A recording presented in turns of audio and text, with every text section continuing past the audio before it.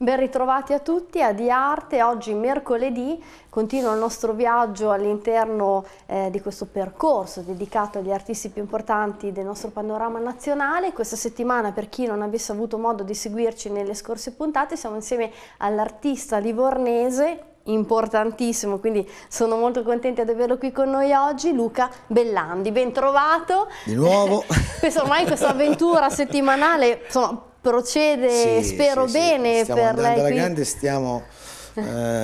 ci stiamo aprendo un po' a tutto quello che è il lavoro. Bene, sono contenta anche perché, come dicevamo insomma nelle scorse puntate, abbiamo trattato un po' il tuo modo di fare arte, di come hai deciso e pensato di affrontare il tuo genere, sicuramente legato al classicismo, reinventato in una tua chiave moderna, underground americana, se vogliamo definirla così, proprio per i tuoi rimandi fortemente americani, con il tuo passato, il tuo passaggio. E allo stesso tempo, insomma, questo reinventare ed evolversi in continuo, no? Questo modo sempre di affrontare l'arte con una tua chiave ben definita, no? Con dei temi ben caratteristici che poi ti determinano. Tu hai avuto modo di fare tante mostre, ho visto un po' la tua monografia, sei costellato veramente di tantissimi eventi che ti hanno un po' contraddistinto nel panorama nazionale e non solo, perché è un come si suol dire, che ti ha aperto la via, non è certo da un piccolo episodio locale, ma veramente dall'Expo di New York, se non erro nel 2005, dove tu hai esposto le tue opere e dove c'è un curioso aneddoto del tuo dirimpettaio, no? Se vogliamo dirla così. Cosa è successo lì a New York? Nel 2005 fu questa la possibilità di esporre con una personale all'Art Expo di New York, grande soddisfazione, prendo l'aereo, vado, è emozionantissimo come cosa, prestigiosa, New York, neve, trovai la neve, trovai l'installazione di Christo al Central Park e mi trovai come dirimpettaio nello stand accanto una galleria newyorkese che esponeva niente proprio di meno che le opere di Ron Wood dei Rolling Stones, il top, esatto, il top, chitarrista dei Rolling Stones, esatto. Cioè, un destino incredibile, ha voluto che ci fosse questo incontro artistico e fosse un'esperienza molto forte, molto significativa, anche perché capirai, essere con una personale, anche se una fiera, ma immensa, con una visibilità, infatti andò molto bene, ci furono un sacco di contatti. È stata una delle cose, insieme alla mostra al Museo Michetti. Che tra l'altro, scusami, proprio per un grande appassionato di musica come te, trovarsi di fronte, di fianco a Ron Wood, credo che sia un po' una cosa meravigliosa, soprattutto non solo perché tu appassionato di musica e anche di quel genere musicale lì, tra l'altro, perché insomma chiaramente la musica, anche come l'arte, tanti modi di esprimersi, ma anche proprio perché il tuo modo di fare arte molte volte è proprio dettato da questa sonorità e questi richiami che volutamente tu dai questo imprint, proprio questo modo fondamentale, come dicevo anche già l'altra volta, la musica è una costante, il fatto di dipingere per me più delle volte è come scrivere uno spartito, creare comunque sensazioni, creare musica, riempire gli spazi che poi dipingo. Spero sempre che questo arrivi alle persone. Io credo che sia arrivato, anche perché proprio successivamente a questa mostra di Milano ce ne sono state altre molto importanti. Sul panorama italiano, per esempio nel 2007, se non erro, proprio alla Fondazione Michetti di Francavilla al Mare, provincia di Chieta, che è un panorama ed è uno spazio espositivo, a parte bellissimo come scenografia e come ambientazione, ma poi è un punto di riferimento proprio per gli addetti ai lavori, perché è veramente un punto annuale di mostra. Questo è un museo di arte contemporanea e moderno perenne, che c'è tutto l'anno, poi chiaramente ha questi spazi dedicati un po' alla presentazione dei nuovi artisti come tu lo fosti, insomma, sei stato anni fa, e quindi questa è stata una parentesi. Poi a seguire tante altre parentesi come quella stata di Macerata, gli Antichi Forni, anche quella di grande esperienza, no? Perché hai avuto la possibilità di esporre tante opere. Michetti importante perché, come dicevi te, per gli addetti ai lavori è uno spazio prestigioso. Poi anche per l'esposizione hai la possibilità di esporre le opere al top come collocazione, e quello è già una bella cosa, che non sempre è così. Gli Antichi Forni, anche lì una bella struttura, organizzata molto bene, con tanti quadri, anche lì, perciò ti dà proprio la sensazione del lavoro completo, no? Se non sbaglio 50 tele circa. Al Michetti erano 48. Sì, 48, ecco, esatto, tante opere. Infatti fu un lavoro, un grosso lavoro, però la situazione era piuttosto prestigiosa, perciò a testa bassa sono riuscito poi a completare un po' il lotto dei quadri. Ma è stato importante anche perché ha aperto ancora di più uno spiraglio a livello di conoscenza. Capirai, Michetti è conosciuto sia per gli addetti ai lavori e comunque per il collezionista. Di base è un buon punto di riferimento, un punto prestigioso, certo. Anche come curriculum è fondamentale. In quell'occasione poi abbiamo fatto uscire la prima monografia importante, di 200 pagine, insomma, corredata di tutto quello che era stato il lavoro fino a quel momento. Perciò, tra virgolette, è stata una consacrazione del lavoro sviluppato fino a quel momento lì. Da lì poi altre situazioni, Antichi Forni, mostre in giro per l'Italia, a Miami, altre fiere, a New York altre fiere, a Colonia la mostra di un paio di anni fa, Artefiera di Colonia, insomma in giro un po', costantemente in giro. Sì. Musicalmente in tournée. Esatto, come ami definirti tu, no? Un rullino con tanti scatti ma in continua evoluzione. È bello, poi sono tutte esperienze, ti giri, vai a fare le mostre, giri l'Italia in posti anche che non avresti mai pensato di visitare, o all'estero.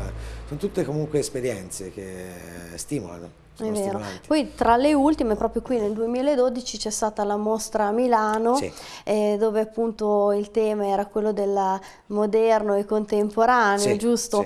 Che sono un po' i tuoi due caratteri fondamentali che hanno un po' dato così le due chiavi di lettura del tuo operare, ovvero una prima fase, non vogliamo classificarle perché è sempre tutto un filo conduttore, però se vogliamo dare così un ordine alle opere, il tema era quello delle dame, insomma, che è un po' quello, il tuo cavallo di battaglia, no? Dove tu attraverso l'abbigliamento richiami un po' la storia della nostra società, ecco, e prima quindi queste donne molto colorate, molto intrinse di colore, e poi invece in una seconda fase con questi fondi neri pece, giusto? Più dark, più misteriosa, più ambigua anche. Ci sono queste dame che poi diventano un po' come le sirene per Ulisse, quelle che ti possono ammaliare, ti possono portare in posti che non conosci. Le scelte sono o lasciarsi andare o rimanere fuori. L'intento è quello di chiamare le persone ad attraversare questa soglia, perciò si trovano queste dame con pistole che però sono sempre ambigue, perché non è che siano per forza cattive. Paura, un po' magari possono sembrare provocatorie, però sono armi comunque bianche, ecco. Più di scena, un po' anche, sono più di scena, e l'ambiguità è di fondo in questa storia. Che forse è un po' legato anche al teatro con il quale tu hai avuto anche a che fare quando hai fatto delle installazioni, delle scenografie, insomma questo tuo modo di essere umanista, non solo nella pittura ma veramente a tutto tondo, cioè hai sempre questi richiami che poi tu inglobi, rielabori, ricrei anche in queste forme espressive. Infatti le esperienze teatrali a livello scenografico, tutto conta, perché poi quello che puoi materializzare lo puoi dipingere e viceversa. Ci sono dei momenti dove a volte la pittura rimane un po' stretta, tra virgolette, perché hai bisogno della scenografia reale, no? Di materializzare ancora di più il lavoro. Allora c'è l'esperienza della scultura, c'è la fotografia, i mezzi sono tanti. Fondamentalmente però io sono innamorato della pittura, sono un pittore e mi piacerebbe difendere la pittura a oltranza, perché la pittura sai bene che sia nel mercato, comunque nella storia dell'arte ogni 10 anni subisce un'evoluzione, un sì, grosso sconquasso, no? un annullamento, per cui la pittura diventa da rielaborare, una da cosa ricreare. quasi al limite del coma. Poi arrivano gli americani e te la rivalutano e noi allora ricominciamo a dipingere, E a trovare l'energia. riportare la bandiera della pittura, a sventolare la bandiera della pittura. Io voglio essere un pittore, sono un pittore, mi piace fare anche tante altre cose, ma fondamentalmente nasco da lì e per ora vado di lì.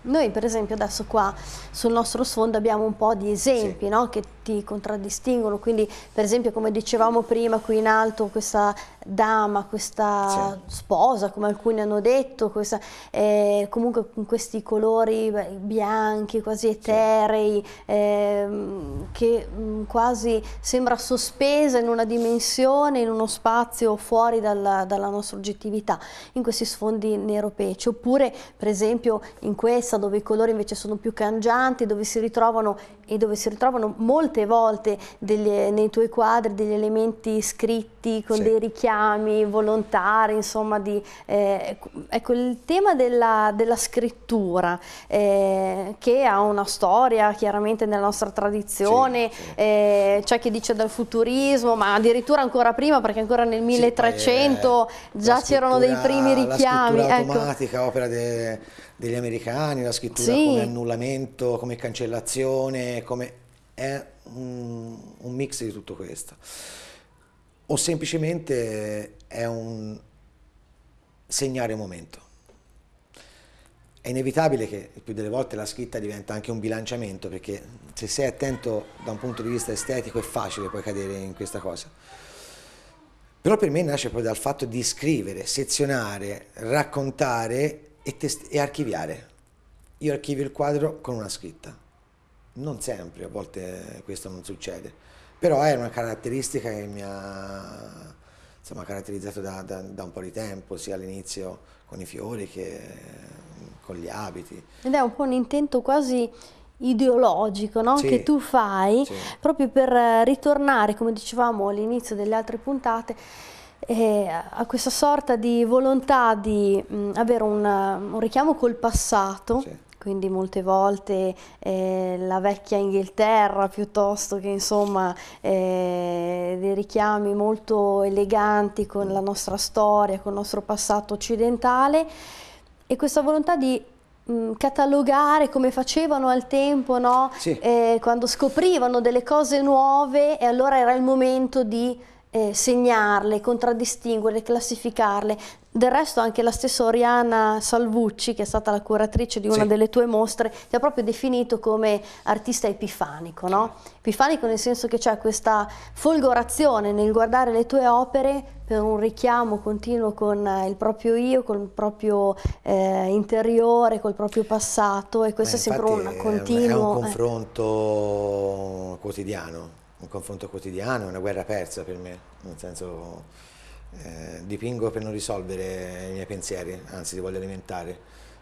Forse è anche una forma di autodistruzione, per me è vitale però, il fatto di affrontare sensazioni, cercare di mandarle, di trasferirle, di farle assorbire o di farle anche rifiutare, perché poi l'obiettivo è anche quello. Non è... Beh, esprime proprio il fatto che l'arte è comunicazione, Sì. quindi deve arrivare e arrivare, si spera sempre maniera. nel modo giusto, Sì, ecco. in qualche maniera comunque il quadro ti deve colpire. Parlando semplicemente, il quadro o ti arriva o non ti arriva. Io Se credo non ti che i tuoi arriva, quadri arrivino. Poi scopri dopo magari, ci sono persone che tengono per un anno un quadro lì, non lo guardano nemmeno, poi si innamorano e scoprono col tempo perché si sono innamorati del quadro. Verrà sul quadro emozione, come anche l'arte in sé deve produrla, e speriamo che nel nostro caso siamo riusciti a toccare le vostre corde.